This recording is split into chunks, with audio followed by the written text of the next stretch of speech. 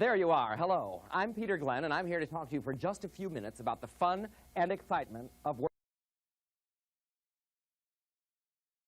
And exciting, and some of you don't. I mean, there are people who hate every minute of their jobs, no matter where they work.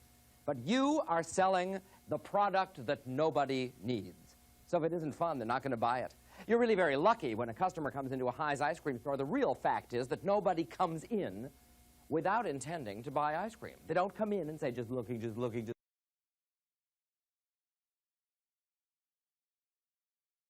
that the customer coming in to see you has got ice cream in mind.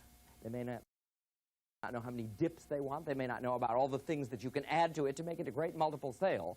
But one thing is absolutely true, and that is that what you do for a living consists entirely and solely of talking to people, of using. What's interesting is all of your conversation.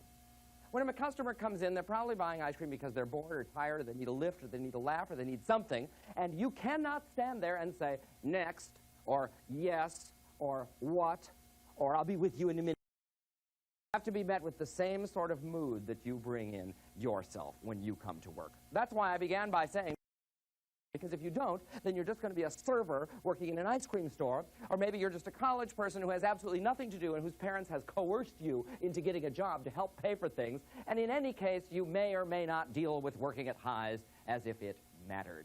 Well, let me tell you something. It matters to your customers. It matters to families. It matters to people who just want a refreshing bit of afternoon, a place to sit down, a place to talk. And so you're not a dipper dispenser. You are a showman. Somebody once said that retailing is theater, and going to an ice cream store is theater. Now, I can't convince you this if you're one of those people that is bored and apathetic and tired. And you see them everywhere, and very often they have selling jobs. It's just a matter of endless routine. Can I help you? Can I help you? Can I help you? Well, are you really prepared to spend the next 400 years or the next 400 minutes standing on our proud property and saying, can I help you? Everything matters. It matters how you look. Your appearance, your hair, your eyes, your outfit, your cleanliness, the neatness, all leading up to the moment in which you open this and start to talk to the person standing in front of you. I think it's very exciting. I think it's an adventure that never ends. People often say, well, what is the approach I should use to a customer? And the answer is that there is no answer. Every customer that comes into you is an individual, and every approach you make must be different. You've got about 4 seconds to look at that customer and decide, who is it, what can I say, what will be cheerful, what will lift this customer beyond routine. If you're living a routine life, you'll never be able to do this, but if you're excited about what you do every day because you are, after all, alive, it will be possible for you to do that. So every customer is different. You can't possibly say the same thing every time. Another thing that never happens is that people are waiting in line. You should be so lucky as to have people waiting in line. When they're waiting in line, you don't sometimes even have the courtesy to look up and deal with 15 people at once. I could do it. I'll bet you that I could deal with all 60 people just by acknowledging them. Because after you've used your mouth as a selling tool, these are different, priceless gifts from God, and look at people with them. If you just look at that person over there, he's not going to be irritated. He's not going to be annoyed. He knows that you're waiting on this person, that that person is over there, that you're saying, please, the double dip is only 25 cents, and so forth and so on. All the stuff that's going on, devoting yourself to one customer is fine. But everyone else is waiting for you to get around to them. People are dying for lack of attention. Sometimes you're dying for lack of attention. So put yourself in the customer's shoes. We are not selling ice cream. We are selling the experience of meeting you. And every ice cream store in High's has ice cream, but only one has you. In fact, every ice cream store in the world has ice cream. Big deal. The merchandise is not the message. You are the message. So when you're talking to customers, use your mouth, use your eyes, and I hope you got a lot of these points, because in a minute there's going to be a little test when somebody is going to come up and ask you, well, what do you do? And there are so many ways to do it that if you really understand this job, you'll know that you could never get bored, because every customer and every dip and every maraschino cherry is a completely new experience. You've never proven it until you prove it every single time. Now, we'll be back in a couple of minutes to talk about some more things, but I would like to tell you what Harry S. Truman would have said if he were running High's ice cream store. He said, "It's what you learn after you know it all that really counts." And that's a quote that we should all have. because the next customer that's coming in hasn't met you yet, hasn't bought ice cream today, isn't real interested in service. He wants to be sold. That kid wants to be told what to do. That kid, those customers, everyone that walks through the front door of Highs, should have the treat not just of ice cream, but of meeting you.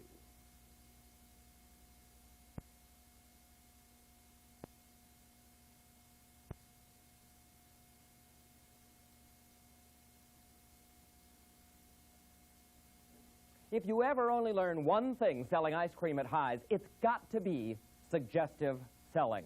This is the hard part, but it's also the only part that counts. You are here to sell. Well, some of you think that you're here to serve, and you don't like to pressure the customers, and you're always about to burst into tears, and I'm sorry that that's true, because selling is an aggressive job, and unless you suggest, people will buy the absolute minimum. The first fact is that a customer coming in does not know what they want. They also don't know your specials. They don't know how to trade up. They don't know about the extras. They're standing in front of you, and you're saying, "Can I help you?" What a terrible thing that is to say. It's almost as stupid as "have a nice day." Don't get offended. "Have a nice day" is stupid because it doesn't mean anything. Say something original. There are lots of ways to do suggestive selling, but it all depends on your personality. If you are a passive personality, it might occur to you during this short entertainment that you have the wrong job, because the opposite of passive is aggressive. It's not enough to be nice. It is enough to be dramatic, to unfold the mysteries of Highs, to have all the romance brought to life right in front of the customer. Now, let's be realistic. I'll give you 3, and maybe you'll see if you can add some, 3 ways to do suggestive selling. The first one is not to say, will there be anything else? In the history of humanity, nobody ever sold anything by saying that. But you can begin by selling a larger size, a double dip. Don't forget our unbelievably world-famous expression, the second dip is only a quarter. You have to say that because the customer doesn't know that. That's why you have to say that. And also because it's a good value. Is that high pressure? Don't worry about high pressure. High pressure is to sell the customer something they don't want. Selling is to sell the customer something they didn't even know you had and might want. So I think you have to say that. And we have somebody who once sold 7 dips just on a dare because she kept saying the next dip is only a quarter. Well, that was unbelievable. Who's to say? Maybe because you can only afford 1.5 dips, somebody else can come in and buy millions. As a matter of fact, just in the added sale, we had somebody who once was supposed to sell a half a gallon, and she talked about this customer's freezer, and the customer said, "I have a real big freezer." And this brilliant creative salesperson said, "Well, I'll tell you, you are absolutely in the right place. The simple reason is that this sale goes off on May 21st, and that customer bought 50 half gallons. Don't forget, the person you're talking to may be rich, may be excited, may be excited. Don't prejudge the customer either. Second way you can do suggestive selling is to add on. Do you know how many things we have that can be added on? We got cones and toppings and hot dogs. The person who came in for a hot dog may not know that they should buy ice cream. The person that bought a banana split may also want just a small sherbet float. It's endless. But we sell more than one thing, but not if you wait for the customer to ask for it. So that's a second way, and it's great. Third, specials. We have them every month. There's a half-gallon sale all the time going on, and there's always something like a banana split or a sundae or something. And once again, the reason that you're there is not to serve, but to tell the customer who doesn't even know that you have these specials. That's 3. When this section is over, maybe you can think of 7 more. I guess it all depends on how imaginative you are. The major point is that there is all the difference in the world between service and selling. Selling is creative. Selling requires your imagination. Selling requires the salesperson's ultimate real ability, which is to talk to the customer not about the merchandise, but about the customer themselves. Oh, if you do this, of course it will be hard. If you are shy, you should go work somewhere where the public doesn't have to meet you. But if you believe that retailing is theater, you are in the right place.